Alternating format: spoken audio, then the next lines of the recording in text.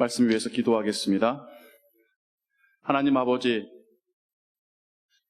하나님이 성령으로 우리에게 주신 말씀 기록하게 하셨고 또 오늘날 우리에게까지 전달되게 하셨고 이젠 우리가 그 말씀을 보고 듣고 읽으며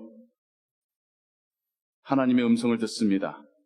그 안에서 하나님의 생명을 발견합니다. 우리를 구원하신 그 사랑을 발견합니다. 이 말씀을 또한 성령께서 동일하게 우리 안에서 우리로 깨닫게 하시고 또 순종하도록 도우실 때에 우리를 이끌어 가시는 하나님의 막대기와 지팡이 될 줄을 믿습니다. 우리에게 말씀으로 은혜 베풀어 주옵소서. 주 예수 그리스도의 이름으로 기도하옵나이다. 아멘. 빌립보서를 여러분들과 함께 자세히 읽고 듣고 묵상하고자 택하였고 2주 전에 첫 번째 파트인 1장 1절부터 8절까지의 말씀을 통하여서 사도 바울이 빌립보 교회를 어떻게 생각하고 있는지 그 교회를 향하여서 하나님께 먼저 감사, 영광 올려드리고 또 그 교인들에게 그의 또 감사의 마음을 표하는 그 부분을 함께 듣고 또 나누었었지요. 그러면서 우리에게 교회는 무엇인가를 생각해 보았었습니다. 교회와 나의 관계는 어떤 관계일지 내가 교회다고 말할 수는 없죠. 근데 여전히 나는 교회의 한 부분이죠. 교회를 위하여서 컨트리뷰트 안 하고 있는 사람 아무도 없고 또한 마찬가지로 교회로부터 도움을 받지 않고 있는 사람도 아무도 없습니다. 교회에 감사하지 않을 수 있는 사람은 아무도 없습니다. 신자와 교인은 거의 비슷하지만 또 구분될 수 있는 두 가지의 개념이에요. 예수님을 믿는 자, 하나님을 믿는 자가 신자라고 한다면 교인은 그 예수님께서 이 땅에 남겨놓으신 예수님의 몸된 신앙의 공동체에 참여한 자겠죠. 그래서 많은 부분들이 겹칩니다. 예수님을 영접할 때에 내가 영접하는 것이기 때문에 나 혼자 예수님을 믿는 것 같지만 99.999%는 교회와 함께 교회의 도움으로 교회 속에서 주님을 영접했습니다. 안 그렇습니까?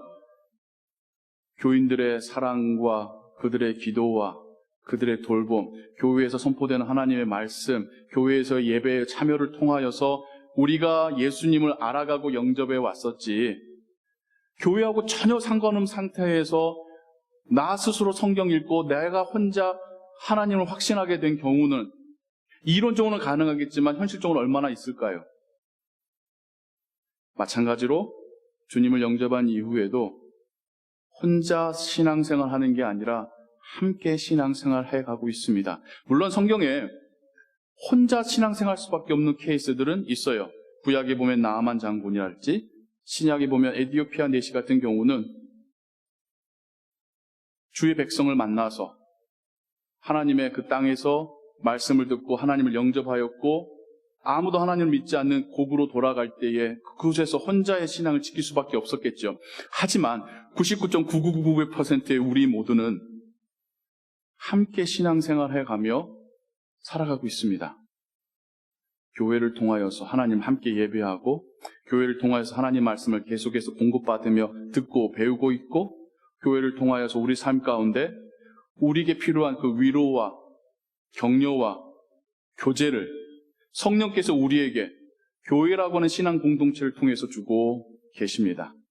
그래서 심지어 옥에 갇힌 바울마저도 계속해서 영적으로 연결되어지고 자신을 서포트해주고 있고 마음으로 하나로 또한 하나님 나라 위해서 일하고 있는 빌립보 교회를 향하여서 감사로 그 편지를 시작하고 있습니다. 그리고 이제 우리가 그 다음의 이야기입니다. 바울은 감사로 편지를 시작했다가 이제 두 번째로 그의 기도의 제목을 나누고 있습니다. 영어로 보면 This is my prayer. 누굴 향한 기도겠어요? 빌립보 교인을 향하여서 하나님께 올려드리는 기도라는 것이죠. 오늘 이 바울의 기도가 함께 듣고 묵상하고 우리의 마음에 담고 돌아가기를 원하는 하나님의 말씀입니다. 바울의 기도는 크게 세 가지의 내용을 담고 있습니다. 첫 번째가 너희 사랑을 지식과 모든 총명으로 점점 더 풍성해지기를 원합니다. 한글 번역보다는 영어 번역이 조금 더 쉬워요. Your love may abound more and more in knowledge and depths of insight. knowledge라고 하면 지식이겠고요. depths of insight라고 하면 쉬운 말로 하자면 지혜라고 할 수 있겠습니다. 여러분들의 사랑이 점점 더 풍성해지는데 그냥 사랑만 풍성해지는 게 아니라 이모셔널리, 감정적으로만 사랑이 풍성해지는 게 아니라 지식과 지혜에 있어서 사랑이 풍성해지기를 원합니다. 즉, 하나님을 아는 지식이 사랑과 함께 커져가기를, 세상을 향한 그 지혜가 사랑과 함께 풍성해져 가기를 원합니다라고 기도하고 있습니다. 어떤 의미일까요? 지식 없는 사랑은 어떤 사랑입니까? 날카로운 사랑입니다. 지식을 쉬운 말로 환원하자면 어떤 판단이고 어떤 사실에 대한 이해입니다. 그렇잖아요. 근데 이 지식이 사랑이 없으면 날카로워집니다. 사랑이 없는 지식은 다른 사람에 대한 정죄가 됩니다. 그래서 예수님께서 유대인들에게 하나님의 율법을 지키고 있다라고 자부하는 그들이 서로가 서로에게 날카로운 칼이 되어 정죄하고 있는 그들을 향하여서 서로 비판하지 말라, 사랑하라 라고 당부하신 것이겠죠. 하나님에 대해서 아는 지식은 쌓여져 가지만 거기에 사랑이 없으면 나는 하나님을 이만큼 아는데 당신들은 왜 하나님을 몰라라고 비난하게 됩니다. 사랑이 없는 지식은 날카로운 칼이 되어서 다른 사람들을 품어주는 것이 아니라 찔러대기만 할 뿐입니다. 그러면 사랑이 없는 지혜는 뭘까요? 지식이 어떠한 판단이라고 한다면 지혜는 쉬운 말로 저는 이렇게 환원하고 싶습니다. 거기에 대한 나의 반응 혹은 방법이라고 저는 설명하고 싶어요. 어떻게 이 일을 처리해 가는가가 우리 인생의 지혜라고 말하지 않습니까? 학교에서의 지식은 조금 부족할지 몰라도 인생을 사는 지혜가 풍부하신 분이 있어요. 사람들을 혹은 자신의 상황 가운데 어떻게 내가 행동해야 될지를 너무 잘 아시는 거죠. 반대 경우 있습니다. 세상에서 배운 지식은 많은데 지혜가 없어가지고 어떻게 처리할지 몰라 하는. 그런데 이 지혜도 지식과 함께 자라가야 하는데 바울은 이 빌립보 교인들을 향하여서 여러분들의 지혜가 자라가는데 사랑과 함께 자라가길 원합니다라고 당부하고 있습니다. 사랑이 없는 지혜는 어떤 지혜가 될까요? 쉽게 말씀드리자면 이기적인 지혜가 될 뿐입니다. 내가 이 상황 가운데서 어떻게 해야 되는지를 너무 잘 알고 있어요. 근데 거기에 사랑이 없으면요, 그 모든 지혜를 나를 위해서 사용하게 되니까요. 사랑이 없는 지식은 날카롭다면 사랑이 없는 지혜는 차갑고 이기적이 됩니다. 그러나 하나님께서는 바울의 입술을 통하여 그들의 펜대를 통하여서 빌립보 교인들에게 말씀하시기를 지식도 지혜도 자라가되 사랑과 함께 자라갈 것을 당부하고 계십니다. 그러한 교회의 모습을 하나님께서 바라시고 기대하신다라고 지금 말씀하고 계시는 겁니다. 그건 우리에게도 마찬가지고요. 세상에서는 세상의 입장에서의 지식과 지혜를 가지고 운영해 갑니다. 그 중에 투자라는 것도 있어요. 지금의 상황 가운데 어떻게 하면 극대화의 이윤을 벌어낼 것인가에 투자하는 게 세상에서의 투자죠. 그 세상에서의 투자의 관점에서 보자면 교회가 하고 있는 선교와 전도는 이거는 정말 inefficient, 효율성이 없는 실패작인 거죠. 기껏 내 시간과 내 물질을 써서 내가 알지도 못한 사람들에게 가서 그 사람들에게 내가 다시 페이백, 되돌려 받을 수 있는 가능성이 전혀 없는 상태에서 그들이 내 말을 믿든지 안 믿든지, 또 그들이 내가 전해주는 그리스도의 사랑과 이 섬김을 어떻게 받는지 알지도 못하고 그 결과에 대해서 예측도 못하는 상황에서 그거 주려고 가는 게 선교 아닙니까? 세상적인 관점에서 선교는 밑빠진 독에 물 붓기입니다. 그런데 우리는 그걸 왜 하나요? 우리의 지식과 우리의 지혜에는 그리스도의 사랑이 있기 때문입니다. 지금 하는 이것이 내가 먼저 하나님께로부터 받은 사랑이기 때문에, 내가 하는 이 행위가 주님의 모습을 닮은 것이기 때문에 우리는 그렇게 합니다. 어린 자녀들 그 교육에 투자하는 것, 지금 당장 그 아이들이 교회를 위해서 어떤 파트의 일을 해줄 수 있는 것도 아니고, 돈을 많이 벌어서 헌금할 수 있는 것도 아님에도 불구하고 그 아이들에게 하는 것은, 심지어 미국에서는 잘하면 다 멀리 떠나가는 그 아이들에게 우리가 교육을 위해서 투자하는 것은 세상적인 관점에서는 비효율적이지만 하나님 나라의 관점에서는 사랑의 투자이고 사랑과 함께하는 지식과 지혜의 결과인 것이죠. 잠시 왔다 머물렀다 떠나가는 유학생들에게, 혹은 삶의 밑바닥에서 몸부림치는 그 사람들에게 우리가 사랑의 손길을 내미는 것은 세상적인 관점에서는 효율성이 떨어지지만 그리스도의 사랑이라는 관점에서는 그렇게 해야 되는, 하나님이 그렇게 하기를 원하시는 모습인 것이죠. 세상 속에 살지만 때로는 세상의 지혜를 배우고 또 그것을 통하여서 교회가 건강하게 자라가야 하지만, 여전히 우리가 놓치지 말아야 될 것은 우리는 하나님의 자녀들이라는 사실입니다. 우리는 세상의 방법이 아닌 하나님의 방법으로 살아야 하는 사람들이라는 것입니다. 교회가 교회다워진다는 것은 세상적인 마케팅으로 수가 많아지고 액수가 커져가고 건물이 화려해지는 것이 교회의 성공이 아니라, 성경적인 관점으로 사랑이 풍부해져서 그 안에서의 변화와 생명의 재탄생이 일어나는 그 교회가 진정 하나님 보실 때에 살아있는 교회일 줄로 믿습니다. 두 번째, 사도 바울의 기도의 제목은 여러분들이 지극히 선한 것을 분별할 수 있고 진실하고 허물없기를 그리스도의 날까지 이르기를 바랍니다. 영어 성경을 하자면요, You may be able to discern what is best and may be pure and blameless for the day of Christ. 가장 키워드는 discern입니다. 첫 번째 기도 제목에서의 키워드가 love였다면, 사랑이었다고 한다면, 두 번째 기도 제목에서의 키워드는 discern, 분별할 수 있기를 바라는 기도입니다. 근데 뭘 분별하냐면 best는 그의 선함의 최상위급이죠. 그래서 한글 성경은 선한 것이라고 번역하고 있는데요. 선한 것, 그리고 pure. 한글 성경은 진실하다고 번역했지만 영어 성경은 pure, 순전한 것, 순수한 것, 그리고 허물 없는 것은 blameless, 비난받을 것이 없는 모습, 그런 것에 대해서 discern, 분별할 수 있기를 바란다라고 말하고 있습니다.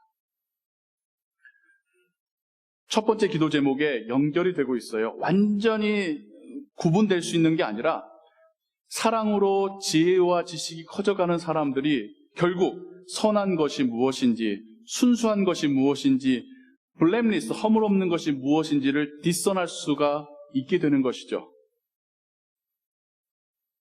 오늘날 우리 시대에 정말 분별의 은사가 필요합니다. 여러분, 분별력도 은사에 들어간다는 거 아십니까? 왜요? 성령께서 도와주셔야지 올바른 분별을 할 수 있기 때문입니다. 판단과 비판이 아니라 분별이라고 성경은 말하고 있습니다.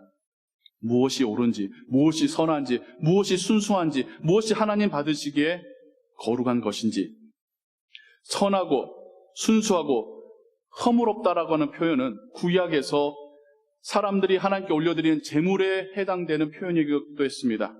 일련된 아름다운 건강한 송아지, 흠없는 송아지를 하나님께 제물로 드렸으니까요. 동일한 저 선하고 순수하고 흠이 없다, 허물이 없다라고 하는 표현은 우리의 영원한 제물 대신 예수 그리스도께 또한 해당되는 표현입니다. 예수님이 홀로 선하시고 순수하시고 허물이 없으셨으니까요. 이제 그분의 피로 새 생명을 얻어 하나님의 자녀된 우리에게 우리의 삶이 하나님께 드려지는 선하고 순수하고 허물 없는 그런 제물로서 예배로서의 삶이 되어야 될 줄로 믿습니다. 그런데 그게 자동적으로 되지는 않나 봅니다. 그래서 바울이 분별하라라고 말하고 당부하고 있는 것이니까요. 분별하지 않으면, 묵상하지 않으면, 고민하지 않으면, 하나님 말씀과 대조해보지 않으면 우리도 속아 넘어갈 수 있습니다.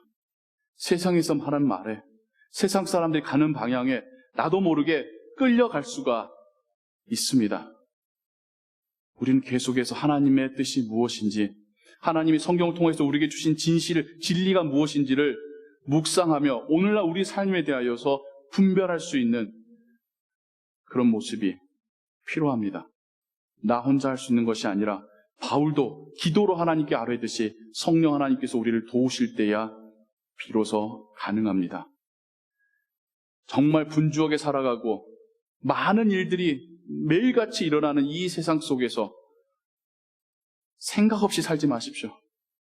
분별하면서 도대체 이건 선한 것인지, 하나님 앞에서 순수한 것인지, 비난받지 않을 허물없는 것인지 매일같이 매 순간순간 분별하며 살아야 합니다. 정신 똑바로 차리고 살라고 성경이 우리에게 말씀하고 있습니다. 마지막 때가 가까웠으니까요. 사도 바울의 기도는 단지 빌립보 교인만을 향해서가 아니라 성령께서 우리 모두에게 주시는 하나님의 강렬하고 간절한 외침일 줄로 믿습니다.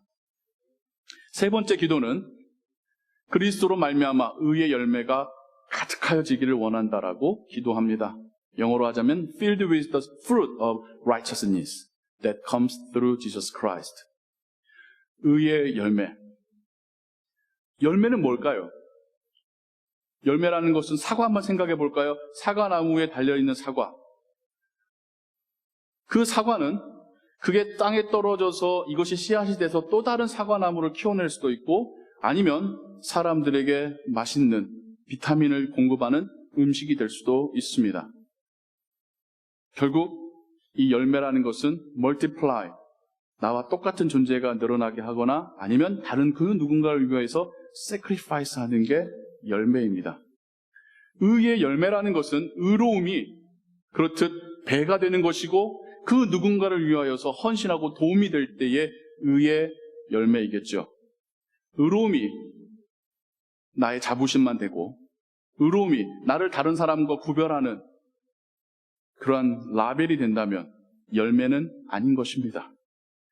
하나님이 나를 통해서 일하시는 그 의로운 일들이 나를 넘어서 다른 사람들에게 전해가고 다른 사람들을 불러일으켜서 함께 의로운 삶으로 인도해 갈 때에 나의 의로움이 그 누군가를 위한 헌신과 도움이 될 때에 그걸 우리는 의의 열매라 부를 수 있습니다. 성령 하나님은 바울의 입술을 통하여 빌립보 교회와 우리를 향하여서 이러한 열매가, 의로운 열매가 우리 안에 가득하기를 바란다라고 말씀하고 계십니다. 의로움은 뭘까요? 쉬운 말로 바꿔서 설명드리자면 당당한 거예요.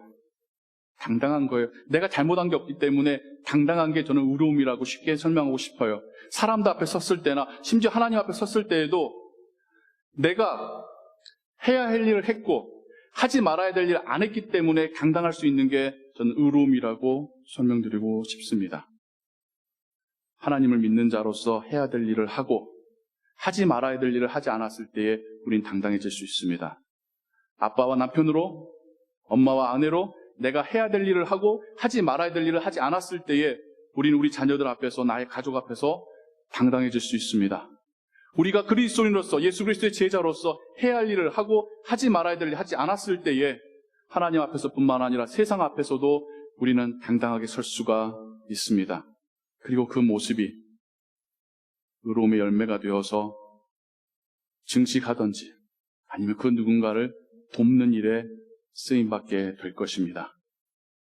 세 가지의 기도 제목이 서로 연결이 되지요.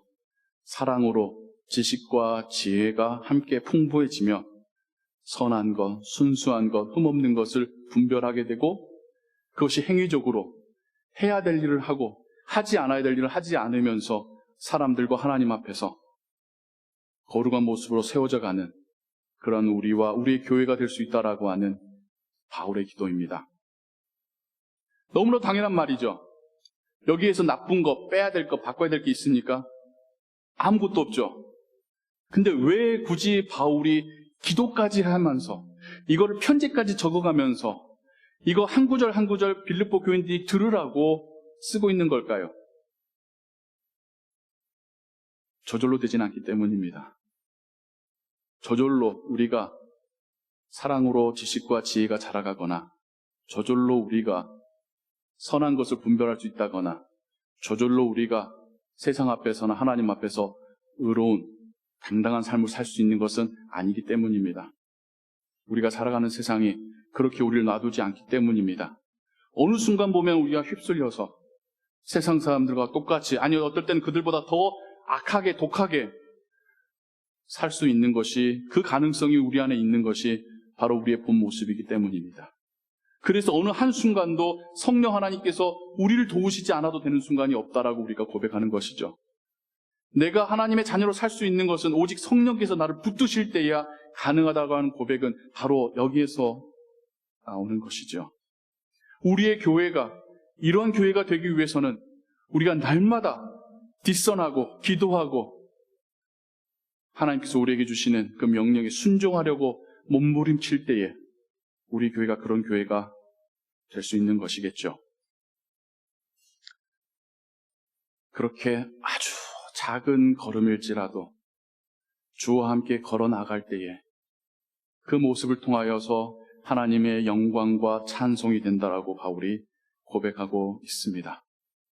우리 일상에서 여전히 못나고 부끄럽고 상처 많고 어쩔 줄 모르는 나지만 성령이 도우셔서 조금씩 사랑으로 실천해보고 이해해보고 분별해보고 하나님 말씀을 의지하고 해야 될 것을 하고 하지 않아야 될 것을 하지 않으면서 살아갈 때에 그 모습을 하나님께서 보시며 영광 받으시고 찬송 받으신다라고 성경이 우리에게 말씀하고 있습니다.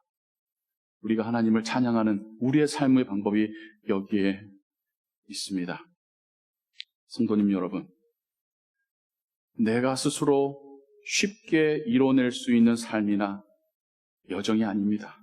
진정 성령 하나님께서 나를 붙드시고 한 걸음 한 걸음 같이 가실 때에 우리가 조금씩 성장해 갈 수 있습니다. 성장할 수 있습니다. 포기하지 마십시오. 나 자신에 대해서도 포기하지 마시고 다른 사람들에 대해서도 저 인간 안 바뀔 거야 라면서 포기하지 마십시오. 그건 하나님의 능력을 인정하지 않는 겁니다. 바뀌어질 수 있고 변화될 수 있고 앞으로 나아갈 수 있습니다. 그게 하나님의 약속이고 지금껏 우리를 여기까지 데려오셨고 앞으로도 인도해 가실 하나님의 능력입니다. 이 은혜가 우리에게, 우리가 사랑하는 우리 자녀들에게, 우리의 기도의 대상자들에게, 우리가 함께 동역하는 그 선교지에 풍성히 임하기를 소원합니다. 기도하겠습니다. 하나님 우리 아버지, 우리 안에 선한 것과 지혜로운 것이 없음을 고백합니다. 오직 그리스도의 선함과 그 피의 공로가 우리에게 덧입혀져서 부끄러운 우리도 하나님의 자녀라 불림받고